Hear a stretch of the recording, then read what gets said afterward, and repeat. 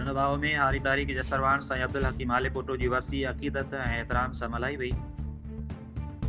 रणबाव में हारी तारीख़ जसरवान अवामी तारीख़ जे सीनियर अॻवान ऐं क़ौमी शऊर जे अलमबरदार साईं अब्दुल हकीम हाले पोटो जी वरसी वॾे अक़ीदत ऐं एहतराम सां मल्हाई वई। तक़रीब में सियासी अॻवाननि, समाजी कारकुननि, अदीबनि, शाइरनि ऐं इलाइक़े जे माण्हुनि शिरकत कई। वरसी जे मौक़े ते साईं अब्दुल हकीम हाले पोटो जी न्याणी पिरभात हकीम हाले पोटो वालद जे फ़िक्र ते रोशनी विझंदे चयो, साईं अब्दुल हकीम हाले पोटो पंहिंजी सॼी हयाती सिंध जे हारियुनि, मज़दूरनि ऐं महिनतकशनि जे हक़नि लाइ जदोजहद कंदे गुज़ारी। हू हमेशह ज़ुल्म ख़िलाफ़ बेबाक आवाज़ बणिजी उभरियो। संदसि फ़िक्र ऐं सोच असां लाइ मशाले राह आहे। असांजूं भेणूं बाबा हकीम जे वञण खां पोइ बि न फ़क़ति रुगो ज़िले बदीन में कमु कयो अथनि, पर पंहिंजे वसा आहेर पूरी सिंध मंझि, झर झंग मंझि पंहिंजी सुजागी जो, पंहिंजे फ़िक्र जो, पंहिंजे क़ाइद जो पैगाम ॾिनो अथनि। साईं हकीम हाले पोटो जी घरवारी पुण तक़रीब खे ख़िताब कंदे चयो त अब्दुल हकीम हाले पोटो न सिर्फ़ु आवाम जो अॻवान हो, पर हू हिकु सुठो घरवारो बि हो, जंहिं पंहिंजे ख़ानदान खे बि हमेशह इल्मु, ईमानदारी ऐं जदोजहद जो पैगाम ॾिनो। संदसि फर्ज़ंद एडवोकेट सचल हकीम हाले पोटो बि शिरकत कई ऐं पंहिंजे ख़्यालनि जो इज़हार कंदे चयो त असां पंहिंजे वालिद जे फ़िक्र ऐं फ़लसफ़े खे अॻिते वधाइण लाइ पुरअज़म आहियूं। असांजे लाइ सभ खां वॾी विरासत अवाम जी ख़िदमत आहे, जेका साईं अब्दुल हकीम हाले पोटो असांखे सेखारी। साईं अब्दुल हकीम हाले पोटो सिंध जे हारी तारीख़ जो सरवाण हो, जे क़ौम खे शऊर ॾिनो ऐं ग़ुलामी ख़िलाफ़ जदोजहद में अमली किरदारु अदा कयो। हू रसूल बख़्श पलीजो जो वफ़ादार साथी रहियो। अवामी तारीख़ जी तारीख़ में संदसि नालो सुनहरी अख़रनि सां लिखियो रहंदो। वरसी जी तक़रीब में मक़ामी शाइरनि भेटाऊं पढ़ियूं, इनक़लाबी गीत पेश कया विया, सक़ाफ़ती जोश सां भरपूर बणाए छॾियो। आख़िर में सिंध जी आज़ादी, तरक़ी, ख़ुशहाली, अमन लाइ गॾियल दुआ कई वई, जंहिं साईं अब्दुल हकीम हाले पोटो ऐं ॿियनि शहीद अॻवाननि जे अरवाहुनि लाइ इसाले सवाब पढ़ियो वियो। शिरकत कंदड़नि अज़म जो इज़हार कयो त हू साईं हाले पोटो जी सोच, जदोजहद खे ज़िंदा रखंदा, अवामी हक़नि जे लाइ जदोजहद खे अॻिते वधाईंदा रहंदा।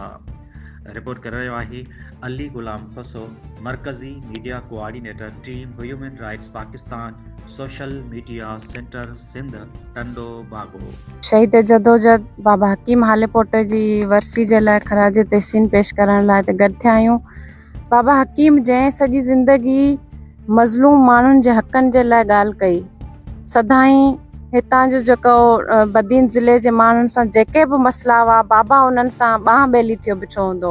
पोइ उहो चाहे कहिड़ो बि मसइलो हुजे, पाणी जो मसइलो हुजे, फसलनि जे लाइ चढ़ जे अघनि जो मसइलो हुजे, बाबा हिते टने बागे जी हर घटी में हर माण्हू जे मसइलनि जे लाइ बिठल हूंदो।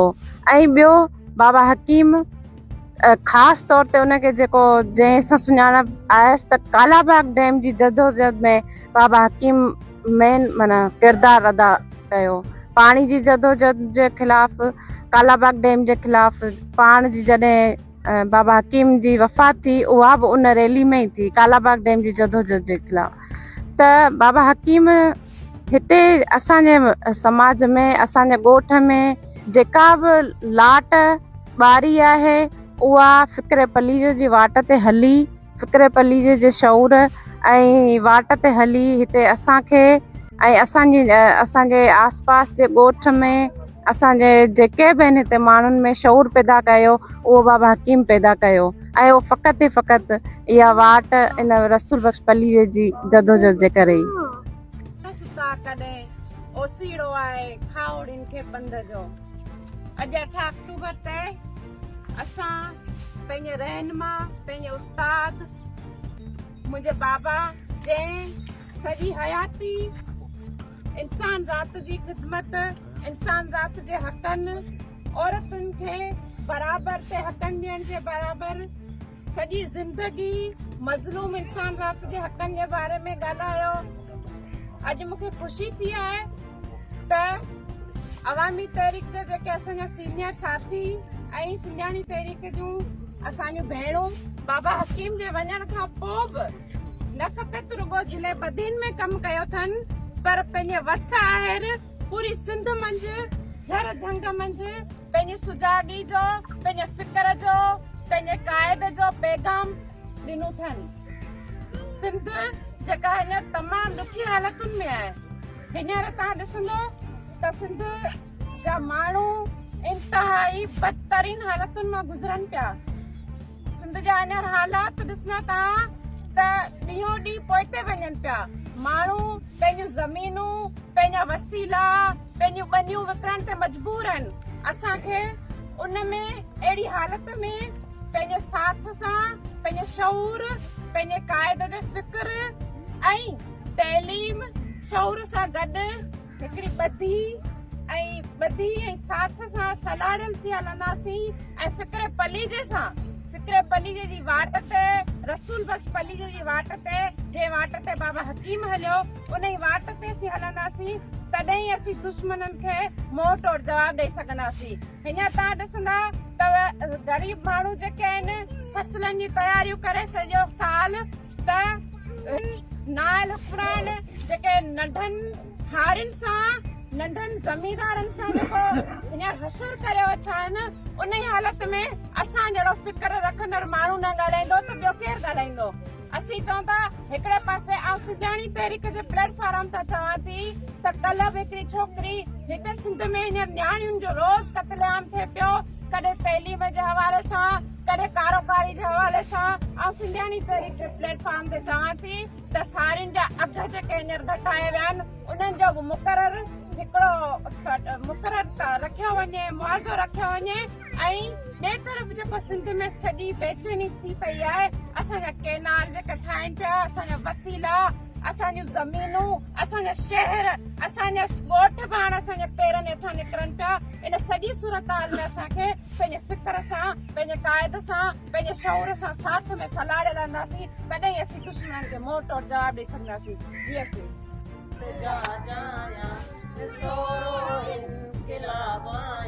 मां पंहिंजे सिंध धरतीअ जे, मां पंहिंजे सिंध धरतीअ जे हिसाबनि जो किताब आहियां, किताब आहियां, किताब आहियां, किताब आहियां। क़ौम सारियल सड़ा सांगिल सभाजन ले, कड़ा तो क़ौम सारियल सड़ा सांगिल सभाजन ले, उन्हनि लुचने लुटेरनि लाइ, उन्हनि लुचने लुटेरनि लाइ वॾो जोधो जवान आहियां, जवान आहियां, जवान आहियां। मां पंहिंजे सिंध धरतीअ जे, मां पंहिंजे सिंध धरतीअ जे हिसाबनि जो किताब आहियां, किताब आहियां, किताब आहियां। जा जाया सोरो इनकलाब आया, मां पंहिंजे सिंध धरतीअ जे, मां पंहिंजे सिंध धरतीअ जे हिसाबनि जो किताब आया, किताब आया, किताब आया। जॾहिं जंगियुनि जे पिण अंदरि लॻनि था घाव घोटनि खे, जॾहिं जंगियुनि जे पिण अंदरि लॻनि था घाव घोटनि खे, वहे तिन जे जब तमारत, वहे तिन जे जब तमारत, हो गैरो गुलाब आया, गुलाब आया, गुलाब आया। मां पंहिंजे सिंध धरतीअ जे, मां पंहिंजे सिंध धरतीअ जे हिसाबनि जो किताब